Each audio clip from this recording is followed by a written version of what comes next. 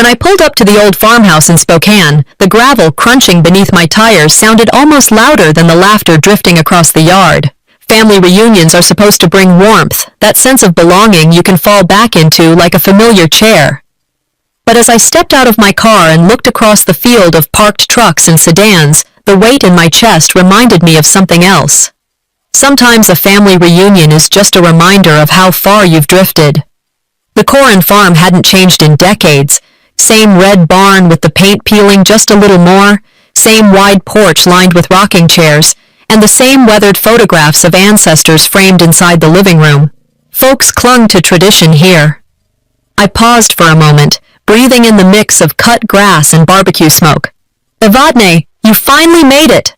My cousin Lorraine was the first to greet me. She smiled, but her eyes flickered with a polite distance, the kind of look you give someone you don't quite know how to place. "Flight wasn't bad," I answered, though I had driven. She asked about my teaching job in Portland, nodding with that rehearsed sympathy people reserve for careers they don't think much of. A few steps behind me, the sound shifted. Car doors slammed, heels clicked against the driveway. Calvera had arrived. My sister-in-law walked in with her polished smile, her arm looped confidently through my brother Cassian's. She hadn't even reached the porch before the voices rose. "There she is!"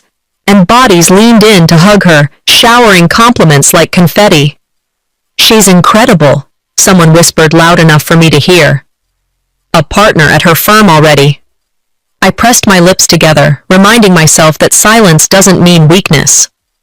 I slipped off my jacket, walked inside, and blended into the background as everyone circled around Calvera. She had always known how to own a room. Me, I was learning how to survive in it. By midday, the family gathered under the old oak tree for the annual photograph. The photographer, hired specially this year, adjusted his lens and started arranging us like chess pieces. Parents in the middle, children close, everyone else around them. I stepped forward, taking my place near my parents. My mother gave me a quick smile before shifting her body toward Calvera. The photographer frowned slightly. "Let's get Cassian's wife front and center. Yes, right next to Mom and Dad." Hands brushed against my back, nudging me. My aunt's voice followed, gentle but firm. "Step aside, honey. Let's make sure Calvera is in the middle." I shuffled over, the grass damp beneath my shoes. Then another cousin edged in. By the time everyone settled, I was half-turned, barely visible at the corner of the frame. I stared at the camera's blinking light, realizing what the arrangement meant. I had been born into this family, yet today I looked like the guest. When the shutter clicked, it felt less like a picture and more like a verdict. Lunch followed in the long dining hall, the wooden tables lined with potato salad, baked beans, fried chicken, and pies cooling on the counter. Conversation bounced around like ping-pong balls, always finding a way to land on Calvera's accomplishments. She closed a big case, she'd been featured in a law journal, she knew the mayor personally. Between bites of coleslaw, Uncle Henry chuckled and leaned back. "Remember when Evadne was little? Always sick, always missing school. We joked she should have been wrapped in bubble wrap." Laughter burst from the table, forks tapped plates in rhythm with the chuckles. "She fainted during the 4th of July parade once," another cousin added. "We thought she'd melt before the ice cream did." I forced a smile, though my stomach tightened. They remembered every stumble but none of the steps I had taken on my own. Family will always remember your mistakes longer than your victories, I thought, staring down at my plate. Across the table, Calvera's cheeks glowed with pride as someone praised her for being the rock of this family. I reached for water, swallowing the bitterness before it slipped into my voice. When the meal ended, I slipped out onto the porch. The boards creaked beneath my sandals, cicadas buzzed in the summer heat, and for the first time that day, I let my face drop. My career as a teacher, shaping young minds every year, didn't hold a candle to the gleam of Calvera's courtroom triumphs. I leaned against the railing, whispering words to myself. Comparison is the thief of joy. Roosevelt had been right. I straightened my shoulders. I wasn't going to beg for acknowledgement. Instead, I watched. I listened. I told myself that silence was not surrender. It was strategy. Evening settled slowly, the horizon streaked orange and purple. Laughter floated through the windows, stories retold inside as if the day had been flawless. I lingered near the hallway, my hand trailing along the wallpaper I had known since childhood. I thought the day's humiliation was enough. Being nudged out of the family photo, reduced to a story of weakness, ignored in favor of someone who had married in. It stung. But as I leaned there, the sound of voices carried from a nearby room, sharp enough to make me still. I hadn't expected the night to hand me something worse. I thought being pushed out of the family photo was painful, until I heard what Calvera whispered behind closed doors. Dinner in the main hall had always been the centerpiece of these reunions. Long wooden tables stretched across the room, covered in white linen and lined with dishes steaming with food my mother had spent days preparing. By the time we all gathered, the air smelled of roast beef, potatoes drenched in butter, and freshly baked bread. I stepped into the room last, scanning the arrangement. My mother and father, Brannick and Alicia, were seated at the head table. Calvera stood nearby, her hand resting lightly on my brother Cassian's arm. The moment the chairs were pulled out, I saw it. Calvera was ushered to the seat directly between my parents, her smile lighting up the table as though she had earned the honored position by birth.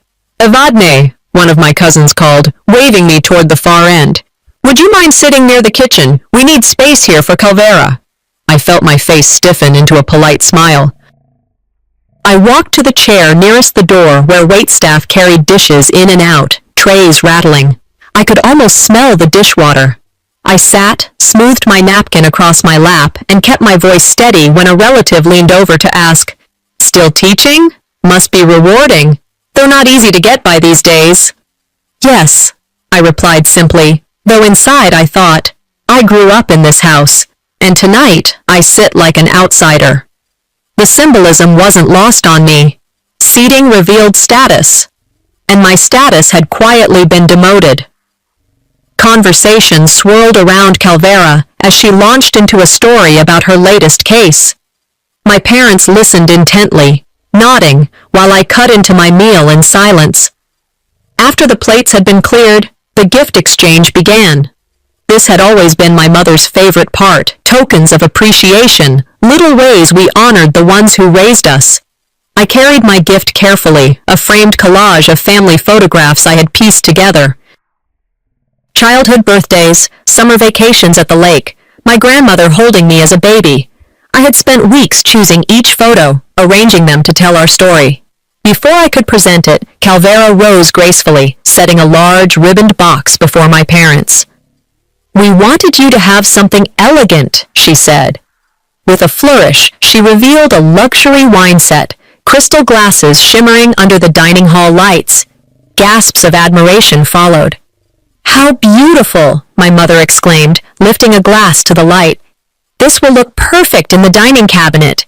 Applause, nods, and appreciative murmurs filled the room. When my turn came, I offered my frame with a quiet smile.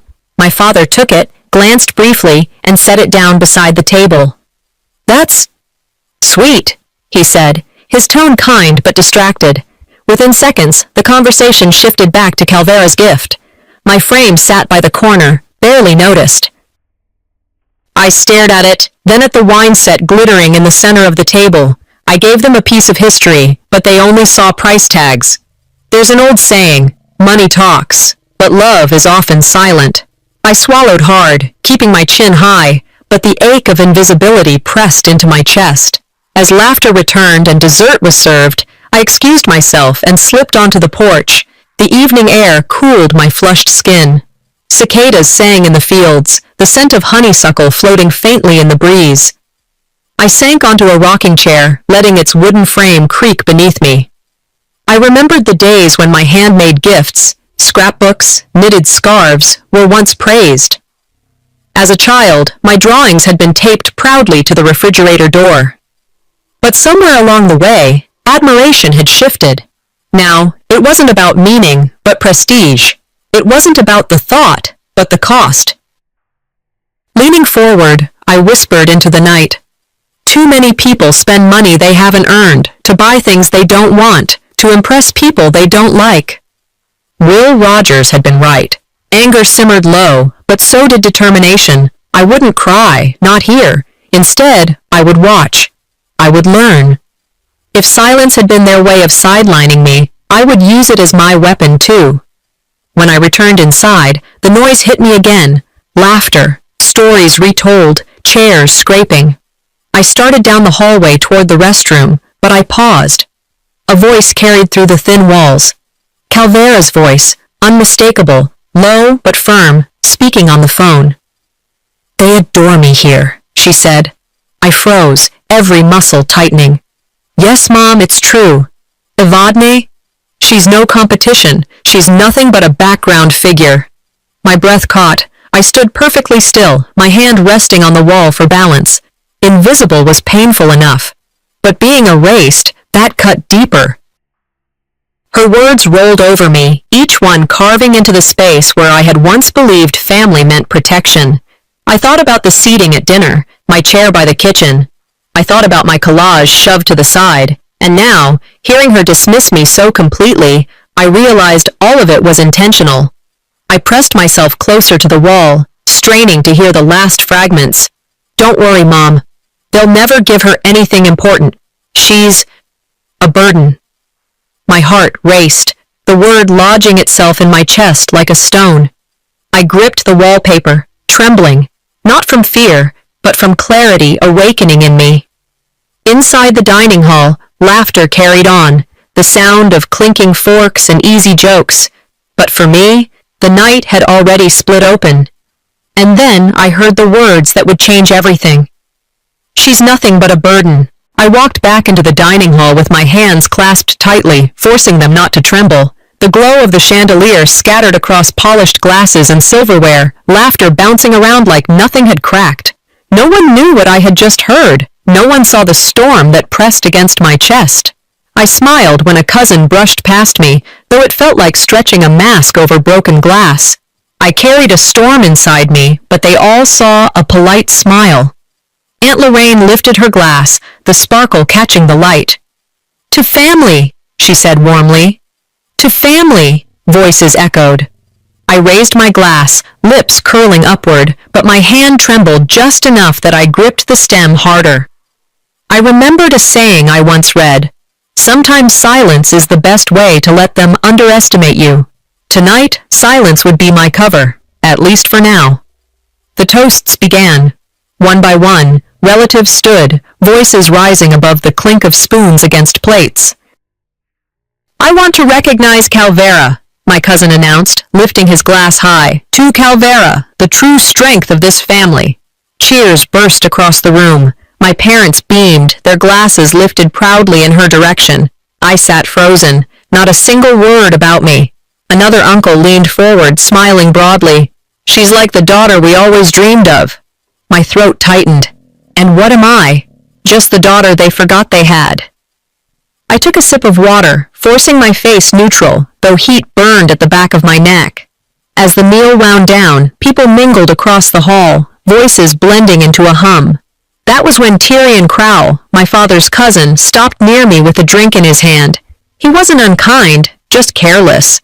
"Well," he said with a laugh, "at least you've got Calvera. She's the one who makes the family proud." A silence followed.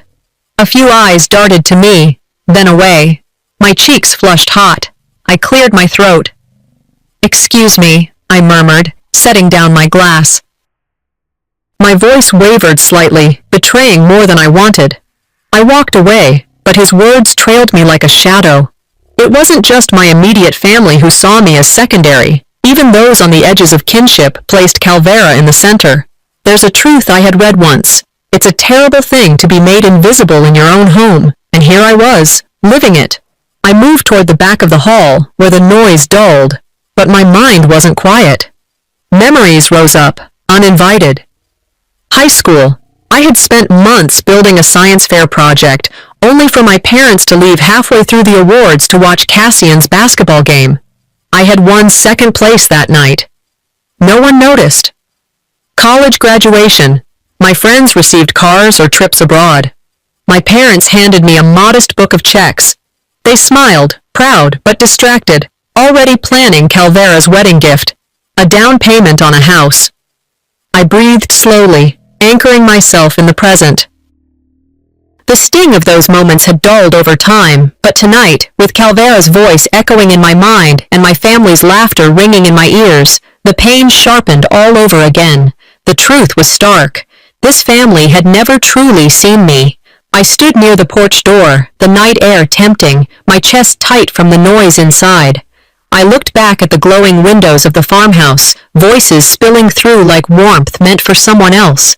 They could erase me from their stories, I whispered under my breath, but they couldn't erase the truth I carried. And I knew, the next time I opened my mouth, it wouldn't be silence they heard. It would be fire. I couldn't eat. After Tyrion's careless comment and the toasts that had painted me invisible, every bite tasted like ash, so I wandered through the farmhouse, my shoes clicking softly against the wood floors. The hallway lights glowed dim, the kind of yellow that makes old wallpaper look older, and from the dining hall behind me, the laughter kept rolling, like nothing had shifted. When you've been cut enough times, silence feels safer than staying at the table. I let that thought settle as I traced the edge of the wall with my fingertips. The family photo under the oak, the chair at dinner near the kitchen door, the gifts brushed aside, it all layered itself in my chest. Anger mixed with clarity, a strange calm that told me to observe, to collect, to wait. I wasn't going to flail or cry in front of them. Not anymore. As I passed the guest wing, a voice floated through one of the doors. Calvera's. At first, I thought it was just small talk, her usual polished tone. But then I heard my name. She's just a burden. They'll never trust her with anything. My breath caught, and I froze mid-step. A muffled reply followed, her mother's voice. You've done well. Keep them close. Keep her where she can't interfere. I pressed myself to the wall, every nerve awake. I held my breath, afraid even the creak of the floorboards would betray me. I'd been erased from toasts and photos. Now I was erased from the future. I leaned closer, each word stretched out like the strike of a hammer. Then more. Keeping her makes us look generous, like we care. That's her only use. The cruelty of it almost made me stumble. My stomach clenched. My mind raced back to the many times kindness toward me had been reframed as pity. The extra chair they added at family dinners, the condescending nods when I gave something handmade. It had all been cast as charity. There's a line I once read, the cruelest way to destroy someone is not to hate them, it's to pity them. And in that moment, I realized I had been cast in this family as their perpetual charity case. I pulled away from the door, trembling, my hand gripping the frame for balance. Humiliation burned hot, but so did something sharper. Anger, yes, but anger that could be honed. I retreated down the hall, into the small guest room I'd been given. I shut the door softly, pressed my back against it, and let the silence wrap around me. My hand shook as I sat at the desk, replaying every word. They wanted me erased quietly, I whispered to the empty room. But silence is a dangerous weapon in the right hands. I decided I wouldn't confront her now. That would be too easy for her, too dramatic for them. No, I'd wait. I'd gather proof. I'd strike where it hurt the most. I opened my journal, the one I'd carried for years, and wrote slowly, each letter scratching into the page. They called me a burden. Soon, they'll call me something else. The ink smeared under my palm, my grip so tight the pen nearly split. I stared at the words, breathing hard, then set the pen down. What they didn't know was that I had just decided to stop playing the quiet daughter. The dining hall behind me hummed with voices and clinking glasses, but I had no appetite left. Every word I had overheard still pressed against me like a bruise that wouldn't fade. My legs carried me without much thought, and I found myself drifting toward the back of the house. A sliver of yellow light spilled from under the door of my father's study. I paused. That door had been locked more times than not when I was a child, a place where decisions about money, property, and family were carved out. Tonight, it stood ajar. The smell of cigar smoke lingered, stale and bitter, mixing with the faint polish of old oak. Papers lay scattered across the desk, the heavy chair slightly pushed back. My pulse quickened. Curiosity isn't always innocent. Sometimes it's survival. Secrets, I whispered to myself, are like paper. They tear easily once you touch them. I stepped inside, closing the door softly behind me. On the desk sat a thick envelope stamped with my father's handwriting. Estate revision. My hand trembled as I pulled it open. Sheets of legal text spilled out. An updated will. My eyes moved quickly down the page until they landed on the names. Cassian, Calvera, everything. The farmhouse, the land, the accounts, even heirlooms I remembered my grandmother promising me, all assigned to them. My name was absent. I gripped the paper tighter. I wasn't just being ignored at the table. I was being erased from the family ledger. I could almost hear my father's voice, rational and firm. For the good of the family, stability is ensured with Cassian's household. And then my own answer flared within me. My existence reduced to instability. The words blurred as my throat tightened. Rage and heartbreak tangled together. I shifted another page, and then my stomach dropped further. Notes scribbled in the margins, words sharp and dismissive. Exclude evadne. Too emotional. Risk for assets. It wasn't my father's handwriting. It was Calvera's, her tidy, slanted script, the same one she used to sign thank you cards, the same one she had used on place cards at her wedding. My knees weakened, and I leaned hard against the desk to steady myself. She wasn't just my rival. She was the author of my disappearance. The ink of her pen had cut me out, stroke by stroke. I closed my eyes, flashes rushing back. Every smirk when I stumbled, every generous gesture framed as though she were keeping me afloat. Now it was written proof. I had been declared unworthy on paper, executed in ink. The pen had become her weapon, and she had wielded it with precision.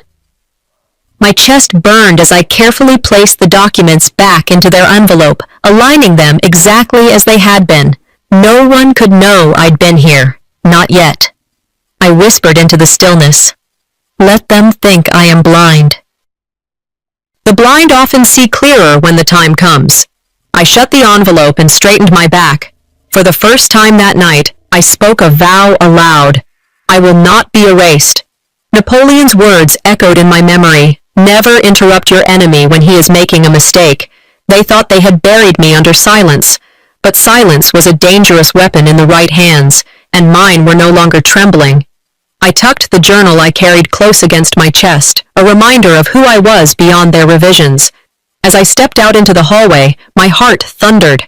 Every nerve felt alive, every step measured. The knowledge I carried burned hotter than any flame. Then, her voice. Calvera's heels clicked softly against the wood, drawing closer, her laughter still fresh from the dining hall. She was coming toward the study. I pressed into the shadows, pulse quickening, breath held tight. The woman who signed my erasure was now steps away, and I was done being silent. I slipped out of the study before Calvera reached the door. My heart still pounded from the discovery of those papers, the ink that had cut my name away. Outside, the air was cooler, the kind of night air that presses against your skin like a reminder that the world moves on, no matter how heavy your thoughts. The laughter inside drifted out in muffled bursts whenever the porch door opened, reminding me that while my world tilted, theirs stayed firmly in place. I leaned against the railing, staring at the dark line of trees at the edge of the farm. Sometimes silence is survival. Sometimes it's suffocation. Tonight, it felt like both. I thought about the will, about the way my family had quietly redrawn history while I was still alive to watch. A part of me wondered if I should simply walk away, let them have the house, the legacy, the endless performance of unity. Maybe the strongest move was to cut free completely. But another part, the part that still remembered the sting of Calvera's words, clenched its fist. The screen door opened softly, and I heard the familiar shuffle of slippers. My grandmother, Vera, stepped out into the night. Her frame was smaller now, her shoulders slightly hunched, but her eyes carried the same sharpness they always had. "You've been gone too long," she said, settling into the rocking chair beside mine. "I just needed air," I answered, my voice low. She studied me, her hands folded in her lap. "Child, I've lived long enough to know. Silence breaks people. Don't let it break you." I blinked back the sting of tears. What if I already am broken? She reached across and squeezed my hand with surprising strength. Then you learn how to stand in pieces. That's where courage begins. Her words dug deeper than she knew. For a moment, I allowed myself to breathe in her presence, to feel the quiet protection she offered without judgment. The family you're born into, she added, her voice soft but steady, is not always the family that saves you. Her grip loosened, but the warmth lingered. It was the first time that night I felt seen, not as a burden, not as a shadow, but as myself. She reached into her cardigan pocket and pulled out something small, folded carefully, an embroidered handkerchief, the fabric worn, but the stitching still delicate. She placed it in my hand. This was your mother's, she said. She fought the same silence. This is yours now. I traced the stitches with my fingers. The initials sewn into the corner made my throat tighten. I could almost see my mother's hands at work, needle-piercing fabric late into the night. She endured, Vera continued, not by shouting, but by refusing to vanish. You come from women who do not disappear. The handkerchief felt heavier than cloth. It was an anchor, a reminder that my story was not beginning tonight. It was continuing one already written in resilience. I pressed it against my palm. They may have erased my name from their documents, but they could not erase the bloodline that carried me here. As I slipped the handkerchief into my pocket, I looked back toward the house. The windows glowed with warm light, shadows of bodies moving inside.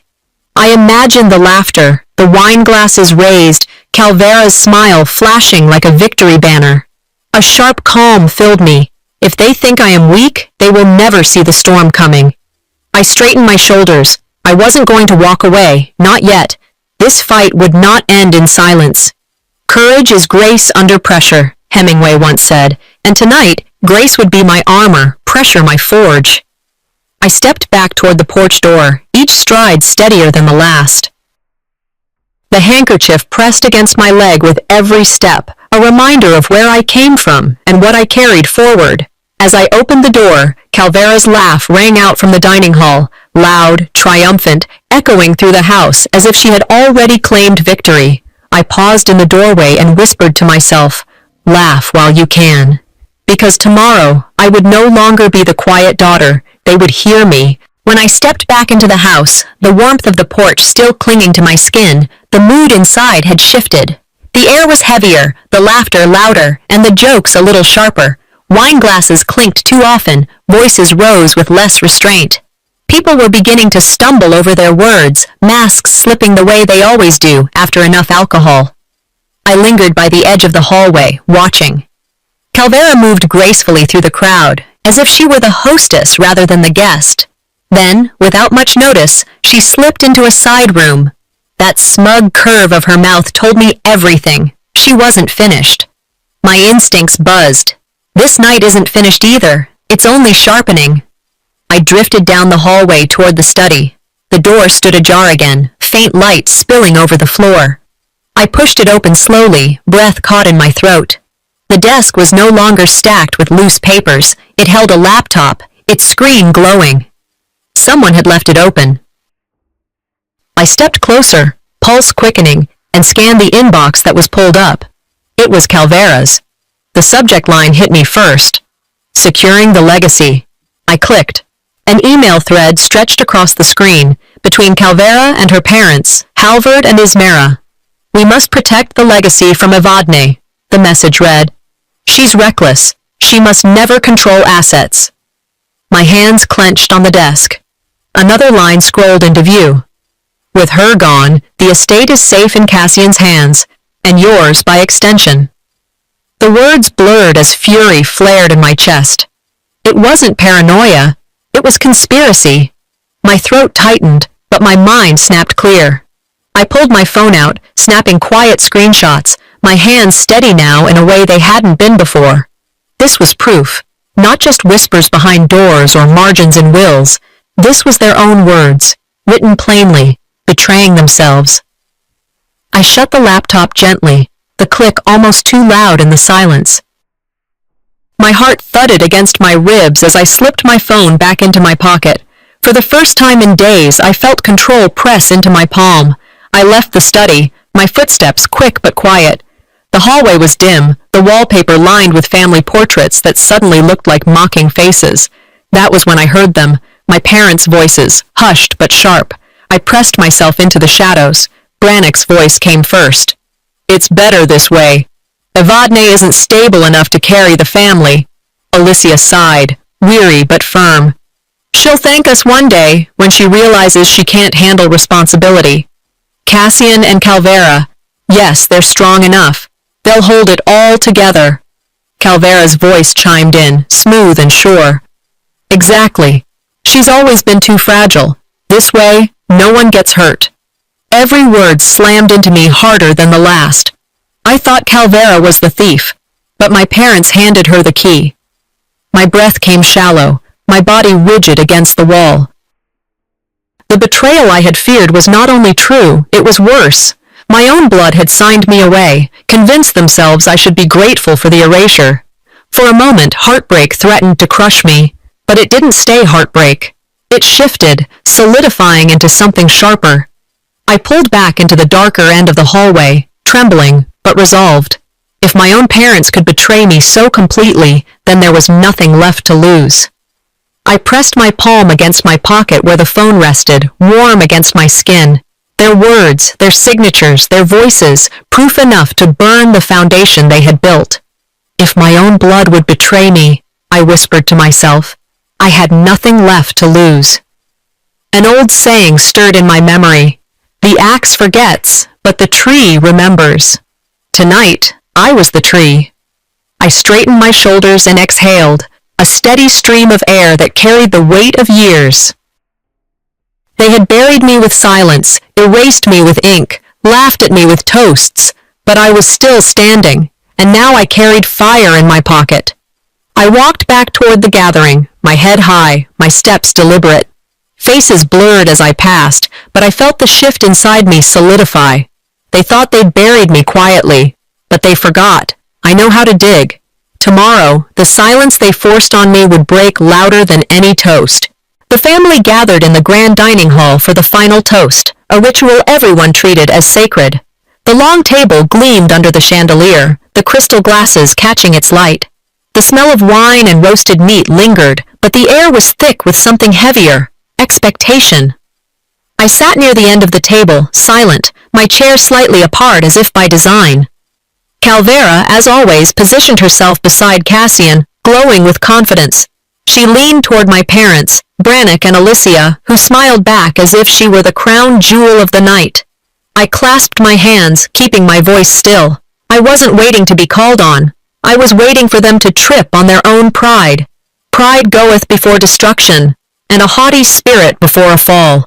I repeated the verse in my head, the words wrapping around me like armor. Brannick stood, glass raised, to family, to legacy, to those who carry us forward. The table erupted in applause. My jaw tightened. They thought the legacy belonged only to some of us. Tonight, they would learn otherwise. Calvera stood when the noise settled. She smiled wide, the kind of smile meant for cameras, though none were here but our own eyes. Every family has its strengths, she began, her voice syrupy sweet. Then her gaze slid across the table, landing on me. And sometimes, its burdens. Laughter rippled, sharp as knives. Heads turned, eyes flicked in my direction before darting away. My fists tightened under the tablecloth, nails biting into my palms. The word again. Burden. They repeated it like gospel, a truth rehearsed until it was unquestionable. But I was about to rewrite the scripture. I didn't speak. Not yet. The silence inside me was no longer submission. It was momentum gathering speed. When the toast ended, people dispersed into smaller clusters, chatter rising again. I slipped into the hallway, needing air, needing distance, but Calvera followed. Her heels clicked behind me until I turned, and there she stood, arms folded, that smug smile fixed on her face. This family works better without you, she said plainly, her tone almost casual. Everyone knows it. I stared back, my throat dry, but I didn't answer. Her smirk deepened. What? No protest? That's always been your role, hasn't it? To take what's given. to accept what you are. I didn't move, didn't speak. Silence swelled between us, heavy and deliberate. Inside my head, a thought struck with clarity. She thought she'd broken me. But silence is not surrender. It's the gathering of thunder. I turned away without a word, her laughter following me like a shadow. Back inside the hall, I walked with steady steps, face calm, though fire blazed behind my eyes. My phone in my pocket held the emails, proof of conspiracy. The handkerchief pressed against my leg, reminder of the women before me who had endured and refused to vanish. Betrayal, heritage, evidence. My arsenal. If they wanted a quiet daughter, they should have written one in a novel. I was real, and reality doesn't stay silent. I reached the far end of the hall just as Brannick lifted his glass again, calling for the final words of the night.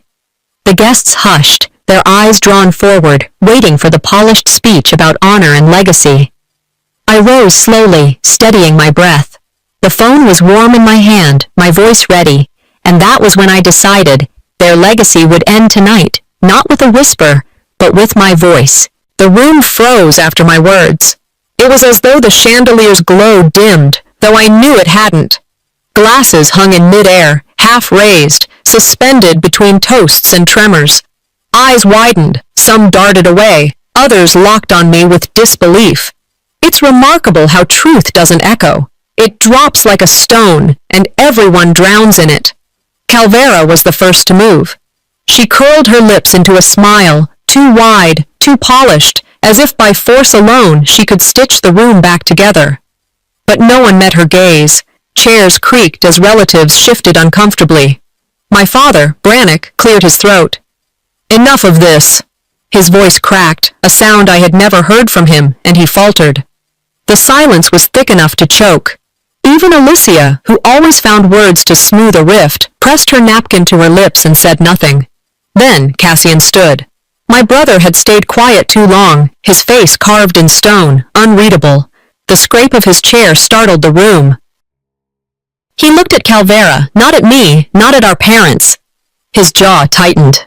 You lied to me, he said, his voice steady but low. She blinked, her practiced calm slipping. Cassian, please! You lied to all of us. His words were louder now, cutting through the still air. Gasps fluttered around the table. My hand tightened around my phone, heart pounding as if it would burst. He reached for his ring finger, tugged at the gold band. In one deliberate motion, he slid it off and placed it flat on the table in front of her. The sound of metal on wood echoed like a gavel. For years, I thought he never saw me. Tonight, he saw enough to break. Calvera's face crumpled, her mask cracking. She glanced at my parents as if they might intervene, but even Brannick was still, eyes fixed on the ring. The ring left behind wasn't just jewelry, it was the collapse of her control. She whispered, desperate now. Cassian, don't do this in front of everyone. But the damage was done. The symbol sat between them, shining brighter than any words. My parents rose next, scrambling to salvage dignity. Brannick's voice carried, strained. This is being twisted. We made choices for the stability of the family. You all must understand. A cousin muttered from the far end, loud enough to carry. They erased their own daughter. Whispers exploded into the air. My father's cheeks reddened. He tried to speak again, but stopped, throat working. Alicia's eyes welled, and for once, her tears didn't soften anything. They hardened the shame. She dabbed at her face, unable to mask it. For the first time in my life, my parents looked small. The shame of exposure sat heavier on them than any private conversation ever could. They were stripped bare before the very family they sought to impress. The room fractured. Some relatives leaned in, whispering to one another. Others stood back, choosing silence. Tyrion Crowell, the same uncle whose careless words once cut me, shook his head and muttered, "We should have seen this coming." Some avoided my gaze altogether, too rattled to pick a side. Others nodded at me, quietly affirming what they had suspected but never dared to say. I stood tall, not raising my voice, not needing to. The evidence, the papers, the emails, their own words, had spoken louder than rage ever could. Facts are stubborn things, John Adams once said. Tonight, facts were iron chains, pulling every falsehood down with them. I breathed evenly, steady in the storm. The murmur of division thickened. Calvera's face turned from pale to flushed red, her fists trembling at her sides. Finally, she slammed her glass down, the crack sharp against the table. Wine splashed across the white linen, a red stain spreading like spilled blood. "You think this is over?" she hissed, her voice trembling with venom. "You have no idea what you've started." The room went silent again, waiting. I met her gaze, unblinking. Then let it start. Because from here on, I wasn't the one on trial. They were. The farmhouse was unrecognizable in the silence. Hours earlier it had been alive with shouts, glasses raised, laughter forced too loudly. Now, chairs sat pushed back unevenly, a tablecloth stained with wine bunched at the corner, and empty glasses glittered like forgotten evidence. The air still carried the echo of arguments, half-sentences, accusations hanging like smoke. I walked through the hall slowly, my steps crunching on a shard of glass missed during the hurried cleanup. Truth leaves wreckage, but sometimes wreckage clears the way for something stronger. I was exhausted, but strangely calm. Chaos had burned through me, leaving clarity behind. I lowered myself into one of the dining chairs, looking across the room that had once defined who belonged and who didn't. Tonight, it no longer had power over me. For the first time, I didn't feel the need to force a smile or make myself smaller. The storm had stripped away pretense, and I was still standing.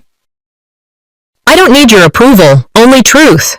I had said it earlier in front of all of them, but now I whispered it again, savoring each word as though I were sealing it into my bones. I repeated it louder, my voice bouncing off the empty walls.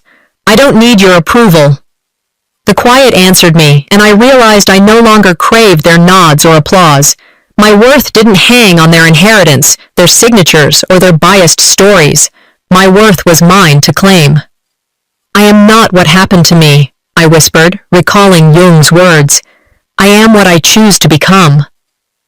It sank deep into me like a truth I'd always known but never spoken. Tonight, I was choosing.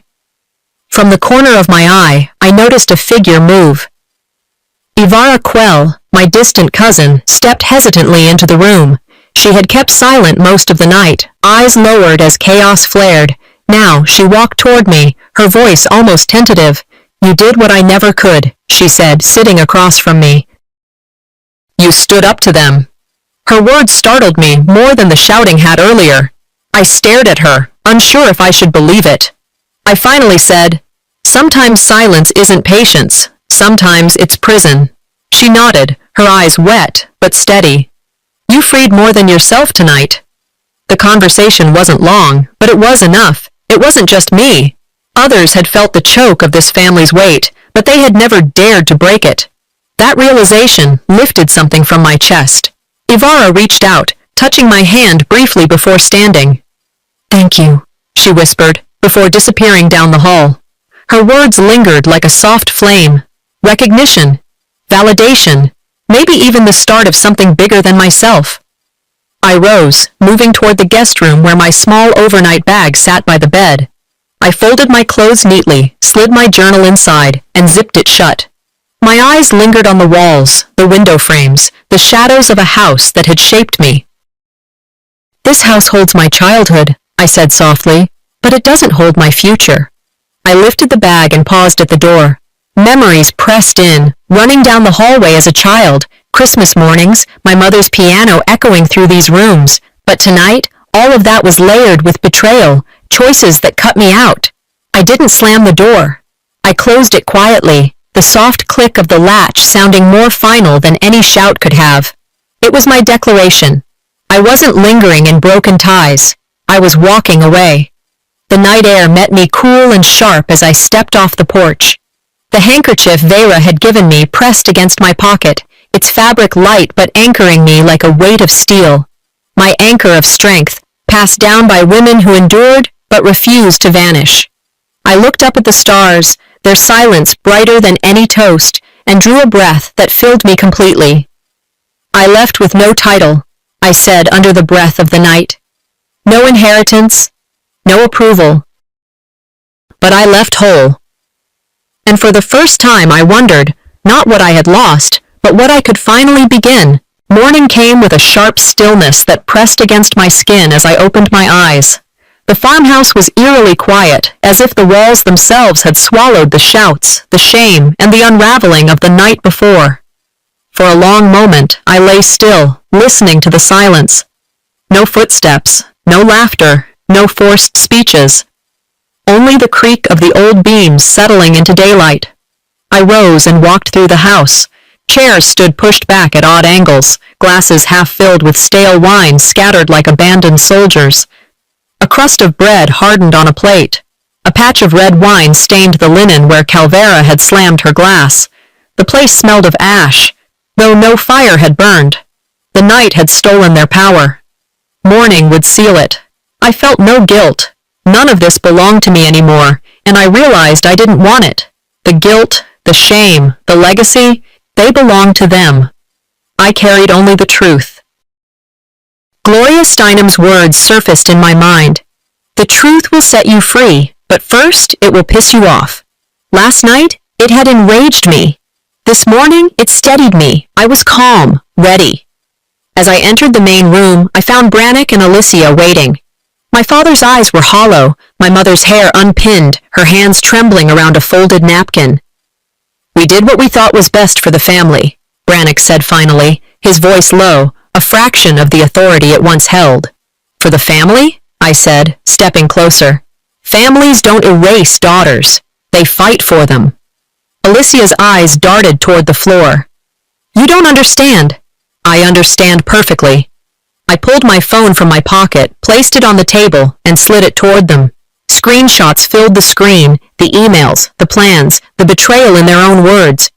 You didn't lose me because I was weak. You gave me away because it was convenient. Before they could respond, Calvera swept into the room. Her hair was still flawless, her blouse crisp, but her eyes betrayed the storm beneath. This has gone far enough, she snapped. They'll never believe you outside this house. You're nothing without their name. I met her gaze, steady and unshaken. I don't need their name. I won't inherit your silence. I'll inherit my own freedom. Her mouth opened to retort, but no words came. For the first time, she had no audience. I turned away, my decision already made. In the living room, family portraits lined the wall, generations smiling stiffly in posed rows. My eyes landed on the most recent one, taken under the oak tree. There I was, shoved to the edge, barely visible. I lifted it gently from the wall. I didn't smash it. I didn't tear it apart. Instead, I slipped it into my bag. I didn't steal a memory. I reclaimed myself. With my bag packed, the handkerchief folded safely in my pocket, I stepped outside. Dawn broke over Spokane's hills, the sky painted with pink and gold. My breath rose into the cool air, carrying away the weight of everything I'd left behind. They thought they took everything from me, I whispered, gripping the strap of my bag. But what they gave me was freedom to start again. Lena Horne's words echoed in me. It is not the load that breaks you down. It's the way you carry it. I had carried their scorn, their pity, their silence, and now I set it down. I walked forward, not broken, not erased, but whole. This reunion was never about legacy. It was about power. And now I owned mine. I left the farmhouse without looking back, my steps steady, my voice finally free. I wasn't the quiet daughter anymore. I was the author of my own legacy. Morning came with a sharp stillness that pressed against my skin as I opened my eyes. The farmhouse was eerily quiet, as if the walls themselves had swallowed the shouts, the shame, and the unraveling of the night before. For a long moment, I lay still, listening to the silence. No footsteps, no laughter, no forced speeches. Only the creak of the old beams settling into daylight. I rose and walked through the house. Chairs stood pushed back at odd angles, glasses half filled with stale wine scattered like abandoned soldiers. A crust of bread hardened on a plate. A patch of red wine stained the linen where Calvera had slammed her glass. The place smelled of ash, though no fire had burned. The night had stolen their power. Morning would seal it. I felt no guilt. None of this belonged to me anymore, and I realized I didn't want it. The guilt, the shame, the legacy, they belonged to them. I carried only the truth. Gloria Steinem's words surfaced in my mind. The truth will set you free, but first it will piss you off. Last night, it had enraged me. This morning, it steadied me. I was calm, ready. As I entered the main room, I found Brannick and Alicia waiting. My father's eyes were hollow, my mother's hair unpinned, her hands trembling around a folded napkin. "We did what we thought was best for the family," Brannick said finally, his voice low, a fraction of the authority it once held. "For the family?" I said, stepping closer. "Families don't erase daughters. They fight for them." Alicia's eyes darted toward the floor. "You don't understand." "I understand perfectly." I pulled my phone from my pocket, placed it on the table, and slid it toward them. Screenshots filled the screen, the emails, the plans, the betrayal in their own words. "You didn't lose me because I was weak. You gave me away because it was convenient." Before they could respond, Calvera swept into the room. Her hair was still flawless, her blouse crisp, but her eyes betrayed the storm beneath. "This has gone far enough," she snapped. "They'll never believe you outside this house. You're nothing without their name." I met her gaze, steady and unshaken. "I don't need their name. I won't inherit your silence. I'll inherit my own freedom." Her mouth opened to retort, but no words came. For the first time, she had no audience. I turned away, my decision already made. In the living room, family portraits lined the wall, generations smiling stiffly in posed rows. My eyes landed on the most recent one, taken under the oak tree. There I was, shoved to the edge, barely visible. I lifted it gently from the wall. I didn't smash it. I didn't tear it apart. Instead, I slipped it into my bag. I didn't steal a memory. I reclaimed myself. With my bag packed, the handkerchief folded safely in my pocket, I stepped outside. Dawn broke over Spokane's hills, the sky painted with pink and gold. My breath rose into the cool air, carrying away the weight of everything I'd left behind. "They thought they took everything from me," I whispered, gripping the strap of my bag. But what they gave me was freedom to start again. Lena Horne's words echoed in me. "It is not the load that breaks you down. It's the way you carry it." I had carried their scorn, their pity, their silence, and now I set it down. I walked forward, not broken, not erased, but whole. This reunion was never about legacy. It was about power. And now I owned mine. I left the farmhouse without looking back, my steps steady, my voice finally free. I wasn't the quiet daughter anymore. I was the author of my own legacy.